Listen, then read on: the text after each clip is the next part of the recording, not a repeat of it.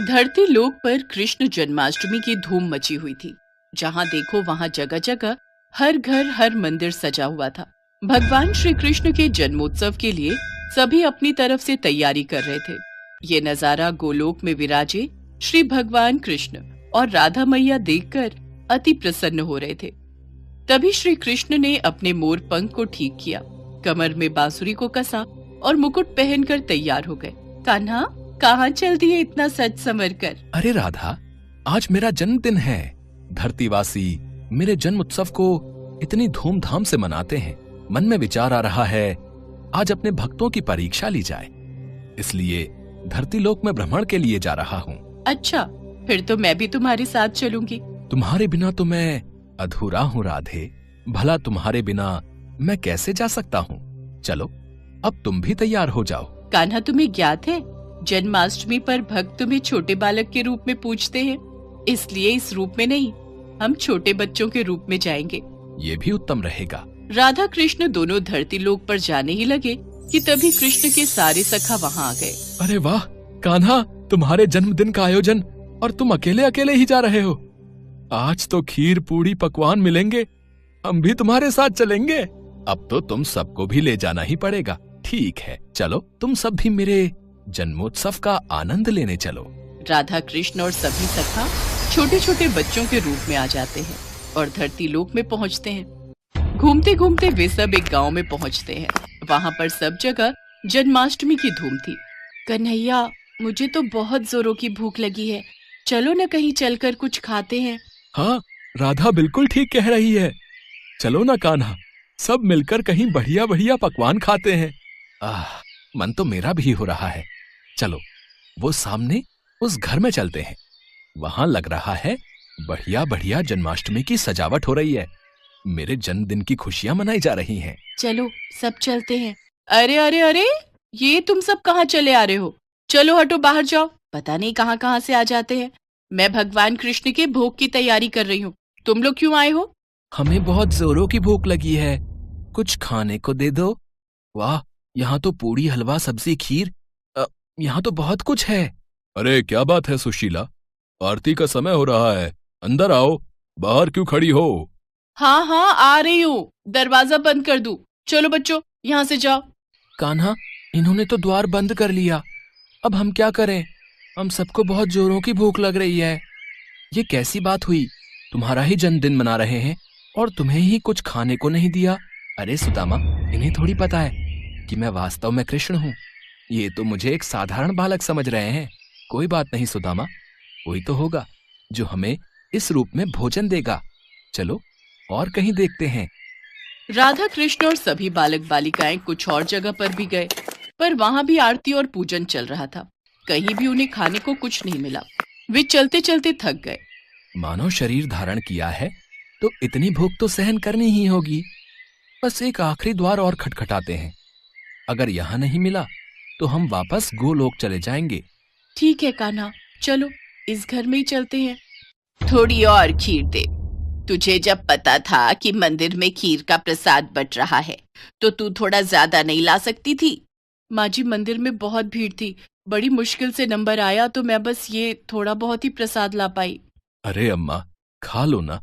वैसे भी खीर खाए कितना समय हो गया। मजदूरी करते करते हाथों में छाले पड़ गए हैं। हमारी तो ऐसी किस्मत ही नहीं कि हम रोजाना ऐसी खीर पकवान खा सके। हाँ हाँ बेटा, ये ले, तू और ले ले। थोड़ा प्रसाद बचा है, मैं खा लेती हूँ। माँ, हमें बहुत भूख लगी है, कुछ खाने को दे दो।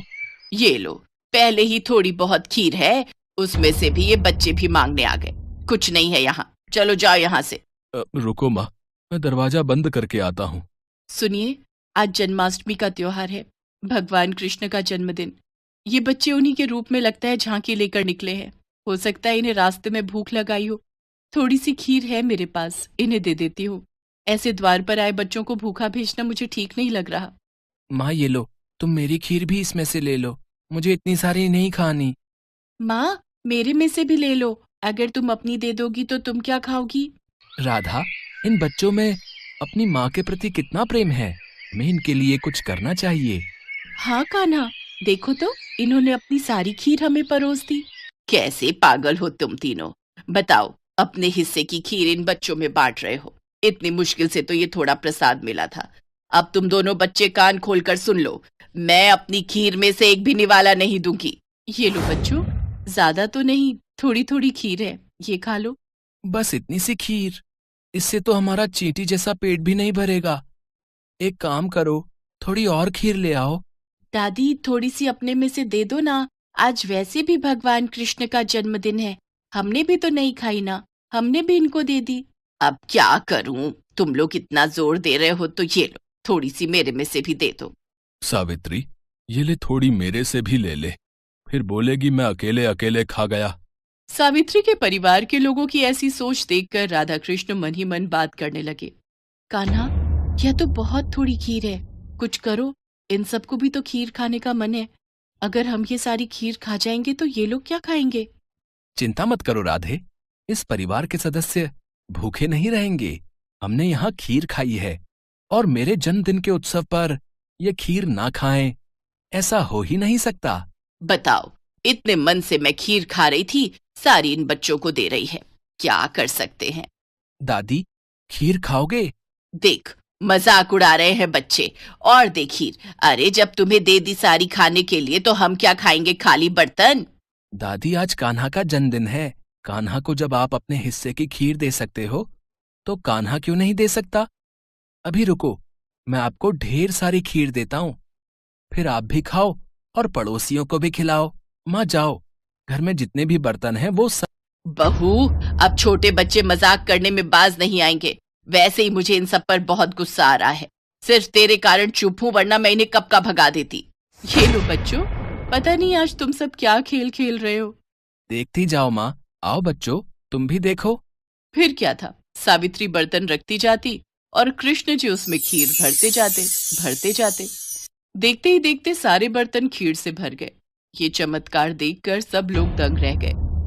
बहू, हमारे भाग धन्य हो गए, ये तो साक्षात कान्हा पधारे हैं। हाँ हाँ, माखन चोर नंद किशोर हमारे द्वार आए हैं, खीर से हमारे पात्र भर दिए। हे कृष्ण मुरारी, अपना रूप दिखाओ। हे राधा मैया, अपना रूप दिखाओ, हमें दर्शन दो। सबकी प्रार्थना सुनकर राधा कृष्ण अपने रूप में आते हैं। उनके साथ साथ सुदामा और सभी सखा भी अपने रूप में आ जाते हैं। इतना सुंदर दृश्य देखकर सावित्री और उसके परिवार में सबकी आंखों में आंसू आ जाते हैं। माँ, ये सत्य है कि जो भी भक्त भूखों को भोजन कराता है, प्यासे को पानी पिलाता है, खुद भूखा रहकर घर आए भूखे जरूरतमंद को अपने हिस्से का निवाला देता है, मैं उसकी सहायता अवश्य करता हूँ। हम तो धरती पर भक्तों की परीक्षा हेतु आए थे, और यहाँ इतने प्रेम से खीर खाकर मन प्रसन्न हो गया। कान्हा, आज जन्माष्टमी का पावन अवसर है और इन सब ने हमारी बहुत सेवा की है, तो इन्हें उस सेवा का फल हमें जरूर प्रदान करना चाहिए। हाँ राधे, अवश्य, हम इन्हें इनकी सेवा का फल जरूर देंगे। और फिर जहाँ जहाँ राधा कृष्ण ने हाथों को आशीर्वाद स्वरूप घुमाया, उस जगह धन के भंडार भर गए। सावित्री की छोटी सी टूटी फूटी झोपड़ी महल में बदल गई।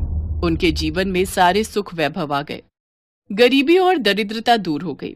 सावित्री के परिवार में खुशियां देकर राधा कृष्ण और सभी ग्वाल बालों के संग वापस गोलोक लौट गए।